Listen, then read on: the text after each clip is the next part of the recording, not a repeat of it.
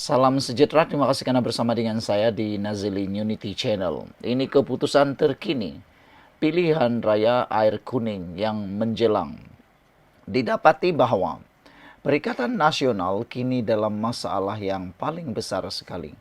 Mampukah Perikatan Nasional menang deposit di PRK air kuning? Perikatan Nasional tak payahlah bertanding kalau harap Menteri Besar lantik pegawai khas untuk air kuning. Ini satu penerangan atau pencerahan yang sangat luar biasa. Adakah dengan ini Perikatan Nasional akan tarik diri? Tarik diri daripada bertanding pilihan raya air kuning. Ketua Amanah Perak, Asmuni Awi, telah bersetuju dengan kenyataan Ketua Pemuda Perikatan Nasional Afnan Hamimi Taib bahwa pembangunan di air kuning akan berjalan seperti biasa, biar apapun keputusan PRK air kuning. Jadi, PAS tak payah bertandinglah bila kata Menteri Besar akan lantik pegawai khas jaga pembangunan. Buat apa mereka tanding di situ, kata beliau. Tak perlu buang duit dan masa pengundi. Dari pilih pembangkang lebih baik undi calon Barisan Nasional. Kerana lebih efektif beri sumbangan kepada rakyat, katanya lagi. Exco Kerajaan Muhammad Zulkifli Harun pula mendakwa, kenyataan Afnan membuktikan dua perkara. Keberkesanan pentadbiran Menteri Besar Datuk Seri Saharani Muhammad dan kedua, Perikatan Nasional tiada perancangan untuk air kuning.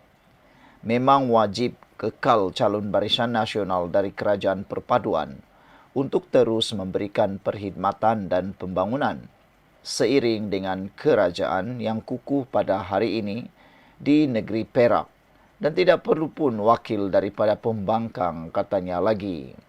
Seramai 31,987 pemilih akan memilih siapa adun air kuning pada 26 April ini. Gabungan PHBN telah menamakan pemimpin UMNO Tapah, Dr. Muhammad Yusri Bakir, sebagai calon manakala Perikatan Nasional mengumumkan pengerusi Perikatan Nasional Tapah, Abdul Muhaimin Malik, sebagai calonnya. PSM turut bertanding dengan mengetengahkan timbalan Setiausaha Agungnya, KS Bawani. Air kuning ialah salah satu Dewan Undangan Negeri di Parlimen Tapah. Sebanyak 55% pengundi ialah pengundi Melayu. Saudara, saya menjangkakan pilihan raya untuk PRKR kuning akan dimenangi oleh gabungan Kerajaan Perpaduan iaitu calon Barisan Nasional. Saya jangka calon Perikatan Nasional bukan sahaja kalah tetapi mungkin akan kehilangan deposit. Hal ini kerana dalam pilihan raya yang lepas, tanpa kerjasama antara Barisan Nasional dan Pakatan Harapan pun, Barisan Nasional menang di kawasan tersebut. Ini kan pula dengan kerjasama antara Barisan Nasional dan Pakatan Harapan, lagilah mereka akan menang. Selain itu, saya melihat strategi pembangkang Perikatan Nasional untuk cuba menunggang beberapa isu yang ada kaitan dengan Melayu Islam baru-baru ini dilihat gagal. Dalam kes Abang Belon, sekarang masyarakat bukan sahaja sudah muak mendengarnya, bahkan mula beralih fikiran pula menyokong DBKL. Apabila banyak perkara yang mula didedahkan satu persatu yang membuka minda ramai orang. Selain itu, isu Kampung Sungai Baru juga tidak dapat membantu Perikatan Nasional memanfaatkan isu tersebut. Hal ini kerana penduduk di Sungai Baru itu sendiri tampil menyekolahkan 23 ahli parlimen yang cuba menunggang isu tersebut. Tanpa berlapik-lapik, wakil penduduk tempat tersebut telah pun mendedahkan perkara yang memalukan Perikatan Nasional sendiri. Jadi, apalagi isu yang boleh digunakan?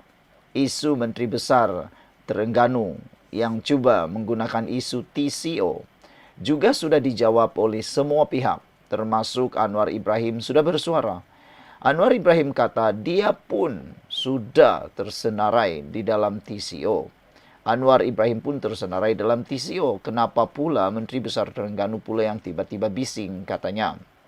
Dan Menteri Saifuddin Nasution Ismail pun sudah tampil menyatakan tiada keperluan untuk membuat intipan kepada Menteri Besar Terengganu. Malahan polis hari ini juga, PDRM hari ini juga telah pun memberikan kenyataan bahawa Menteri Besar Terengganu tiada tersenarai di dalam apa-apa kes atau apa-apa pemantauan. Jadi dengan itu dijangkakan Perikatan Nasional tidak akan mempunyai apa-apa isu di air kuning. Soal pembangunan tak boleh lawan. Soal ekonomi tak boleh lawan. Tak tahulah kalau tiba-tiba pula ada isu berkait 3R. Tapi ingat, sekarang ini isu 3R. Anda cakap, Anda silap, Anda kena tindakan. Lebih penting lagi saudara-saudara sekalian, lebih penting lagi sekarang ini, berderet cyber trooper daripada Perikatan Nasional yang kini dalam masalah besar. Antaranya Ratu Naga. Ratu Naga kini sudah ditahan berkait dengan hantaran beliau berkait dengan lagu Negaraku. Seorang lagi cyber trooper daripada Perikatan Nasional, iaitu seorang yang telah pun disaman oleh Menteri Saifuddin Nasution Ismail. Dan terkini, amaran daripada Kementerian Kesihatan Malaysia kepada doktor yang tidak bertauliah yang boleh membuat kenyataan berkaitan dengan apa-apa keputusan kesihatan boleh dikenakan tindakan. Jadi saudara, apabila ada doktor swasta yang cuba backup Abang Belon soal kecederaan beliau, ini satu tamparan besar kepada doktor tersebut. Jangan cuba-cuba nak gunakan doktor anda untuk menunggang isu-isu yang begini. Nanti apa yang dikejar tak dapat, yang digendong pula berciciran. Sekian untuk kali ini. Jangan lupa tinggalkan komen anda. Sila tekan butang subscribe dan kita jumpa lagi. Bye-bye.